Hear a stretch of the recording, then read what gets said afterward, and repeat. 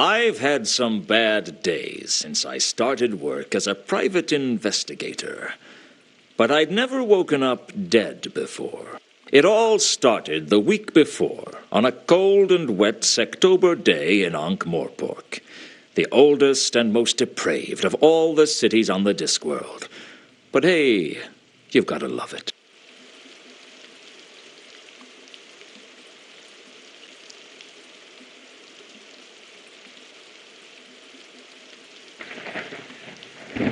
I'd been working as a PI for a little over a month, and business was slow.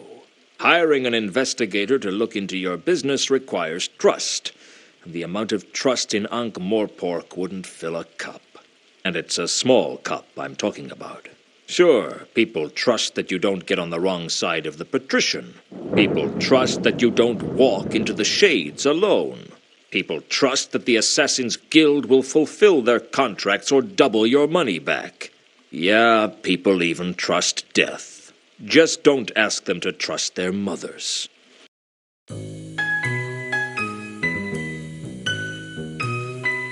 Mr. Luton? If I'm not, I should fire the guy who painted the door. So this is what a private investigator looks like.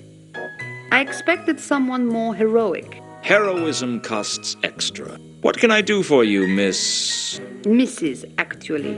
And the name is Carlotta. Okay, Mrs. Actually. Carlotta it is. What's a girl like you doing out in a night like this? I want to hire you, Mr. Luton. Please, call me Luton. Mr. sounds so formal. How much do you charge for a simple investigation? I don't know. I've never had a simple investigation. A tricky one is 20 a day. I'll give you 200 in advance, plus expenses. For 200, I guess I should treat you with some respect. Oh, I wouldn't ask a guy like you to attempt the impossible. What's the case? I want you to find a man named Mundy. Why do you want to find Mundy? Do you know him? No, and this case will go a lot faster if you let me ask the questions. You like to be in control, don't you, Luton? If you don't pull the strings, then you're the puppet. Tell me about you and Mundy. I've been a lonely woman, Luton. You amaze me. Be surprised. Shocked, maybe, but not surprised. Mundy is my lover, Luton. Or used to be. He's been away for a while, over in Sort. He came back to Ankh-Morpork a couple of days ago on the Milka. But he didn't come to see me. I think he may be having an affair. You're wondering whether my husband knows about it. Actually, I was wondering when you were going to give me the money. My husband passed away several years ago. I hope the poor guy was smiling at the time. Is there anything you can tell me about Mundy that might help me find him? He's got blue eyes, brown hair, and a black heart. You'd like him. Has he got any friends in Ankh-Morpork? Does anyone? How tall is he? I don't know. I don't picture him standing up. What was Mundy's business in Sort? I don't know. I never asked about his work, and he never told me. Must be a very straightforward relationship. As simple as they come. Where can I find the ship he came in on? Down at the wharf. Have you been there yourself? I avoid places like that. Women and seamen. Forget I asked. This is a bad neighborhood for you to come into alone, Carlotta. I can take care of myself. I believe you. Good. Trust is important. I said I believed you. I never said I trusted you. Don't you like me, Luton? I like a lot of things. I like dogs, but I wouldn't trust one not to bite me. I won't bite. Shame. I haven't been bitten in a long while. I'd better get started on your case. Where can I contact you? I'll be in touch. Be seeing you, Luton. I hoped I would see her again, because she still hadn't paid me. Still, it wasn't every day that a beautiful woman offered me a case. Frankly, it wasn't often that anybody offered me a case. And 200 would certainly help pay the rent, if I had anything left over from my bar bill.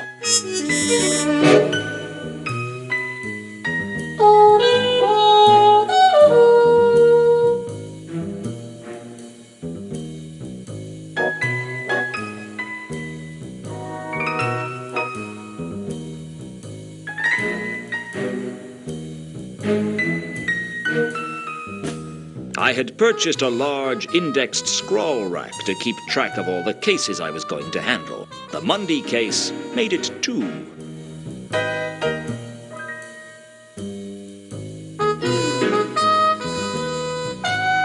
I'd purchased the imp-powered coffee bean machine from Cut-Me-Own-Throat Dibbler, the man whose name was the byword for quality. With CMOT Dibbler, you could say bye to quality.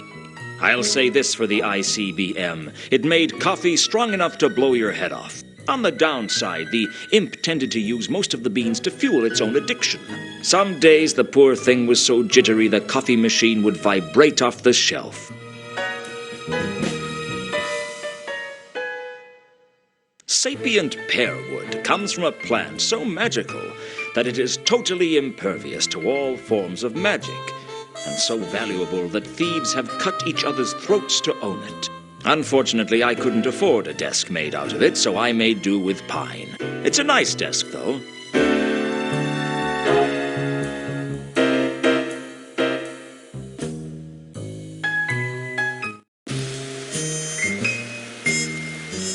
The wharf was on the upmarket side of the river, in the city of Ankh. The Morpork docks on the other side of the river were not a place wise travelers disembarked at. But then again, wise travelers tried to avoid Ankh-Morpork altogether. But if you traveled a lot, it was hard to miss, like malaria.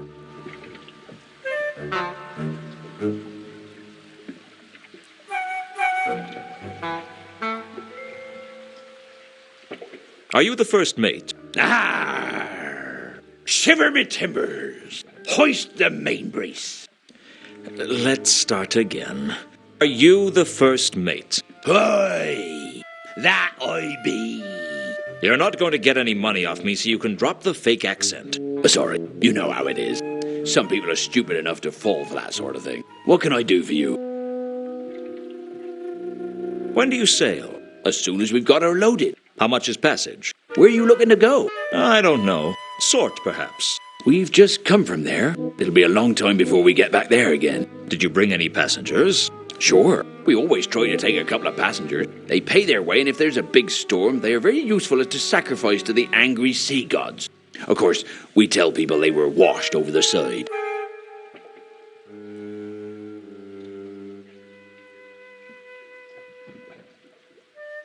What were the passengers on the last voyage like? There were 3 of them. One of them seemed all right, but the other 2, I don't know about them. There was something strange about them.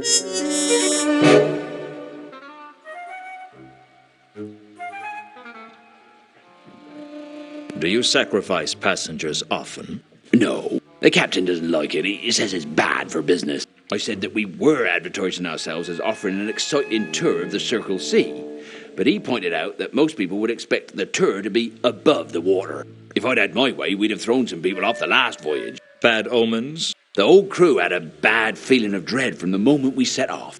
Looking at the state of the ship, that doesn't come as a surprise.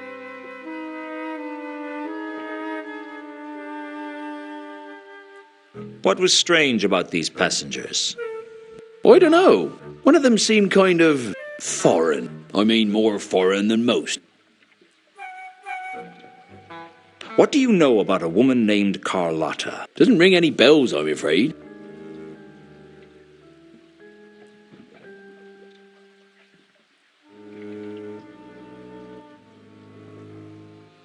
I suppressed the urge to ask for money. I was broke, sure, but I wasn't that desperate.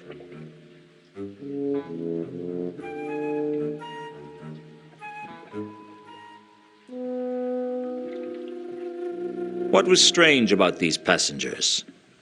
I don't know. One of them seemed kind of foreign. I mean, more foreign than most.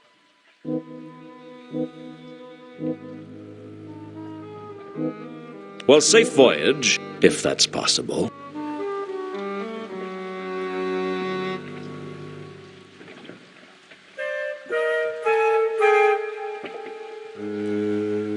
I couldn't tell what the crates contained, and frankly, I didn't much care. Outgoing cargo wasn't going to tell me much. I needed to know whether Mundy had brought something with him.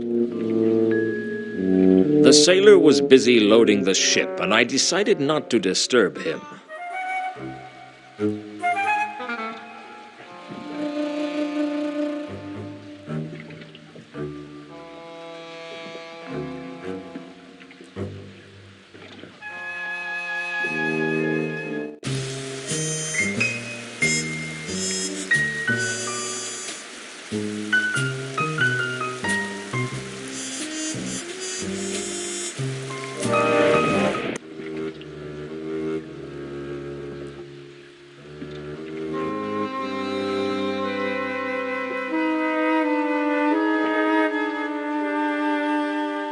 Still here? Not for much longer, I hope. When do you sail? As soon as we've got her loaded. How much is passage? Where are you looking to go? I don't know. Sort, perhaps. We've just come from there. It'll be a long time before we get back there again. Did you bring any passengers? Sure. We always try to take a couple of passengers. They pay their way, and if there's a big storm, they are very useful as to sacrifice to the angry sea gods. Of course, we tell people they were washed over the side. What were the passengers on the last voyage like? There were 3 of them. One of them seemed all right, but the other 2, I don't know about them. There was something strange about them.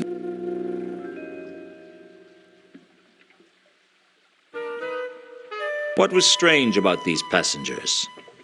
I don't know. One of them seemed kind of foreign. I mean, more foreign than most.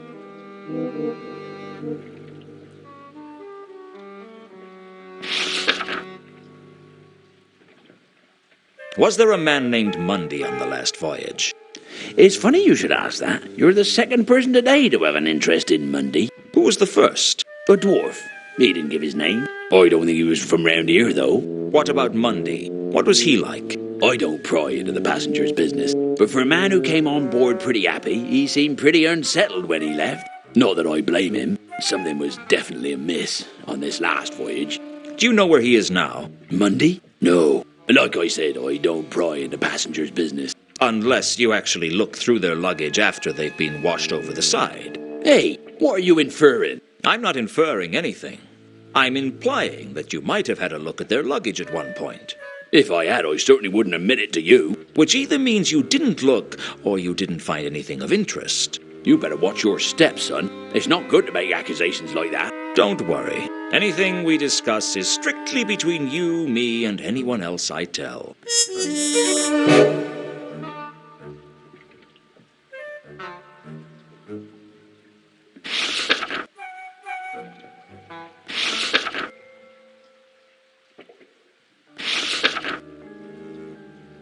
This is the Milka, isn't it? That's what it says on the prow. It's impossible to read anything written on that hull. Just because you can't read it doesn't mean it isn't there. Reality is subjective, after all. Don't get all existential with me. It was more ontological than existential. That's a really bad habit you've got there. What? Oh, sorry. I picked up a bad case of philosophy in Ephoebe a couple of years ago, and I haven't been able to get rid of it since. Just can't seem to shake it off. Normal as anything 1 minute. Next moment, I'm wondering if anything can truly be said to exist. A bit of a drawback when you're supposed to be navigating. Okay, assuming the existence of an objective shared universe, is this the Milka? Yes. Can I have a look on board? No. That better not be some kind of philosophical objection. No one gets on board without Captain Jenkins' permission. Where is the captain? I don't know.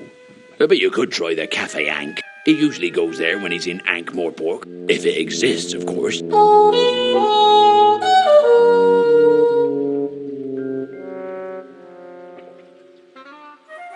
Well, safe voyage, if that's possible.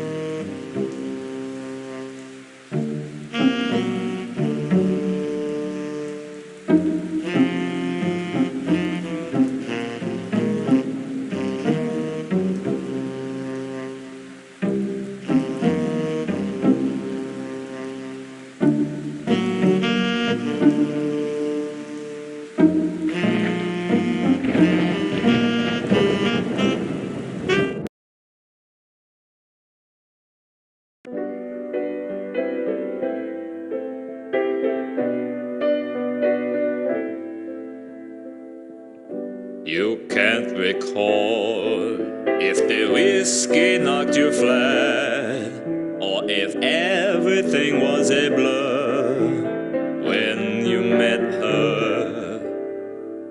All that you remember are the tunes of a vampire, a melancholy tune about impending doom.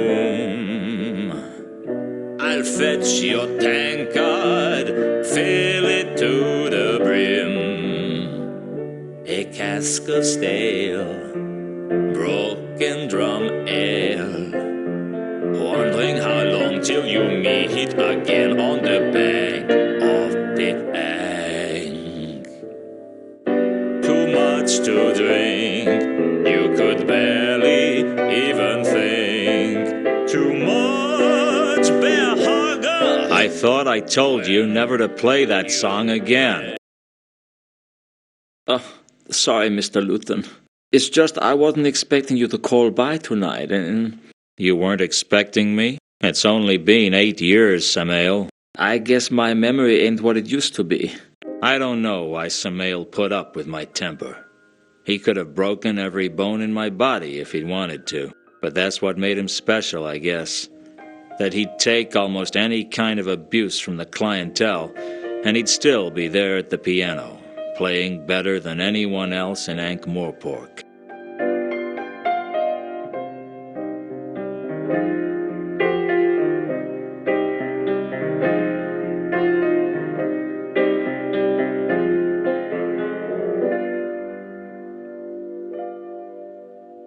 Are you Captain Jenkins? That depends on who's asking. Don't play games. I'm just after a few answers. That song really put you in a bad mood, didn't it? If you're trying to get me angry, it's working. No need to get upset. You need to drink more and think less. If I drank any more than I do now, I'd never think again. That's the ticket. I'll see you around, Captain.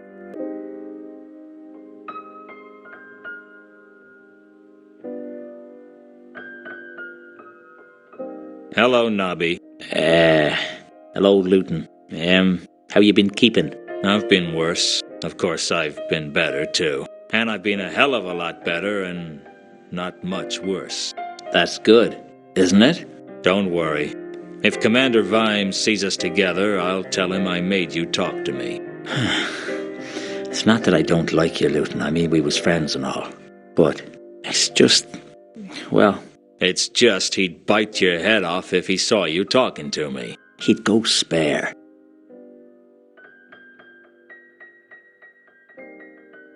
I'll catch you later, Nobby. Don't do anything I wouldn't do. What's that supposed to mean? Well, don't get caught doing anything I wouldn't do.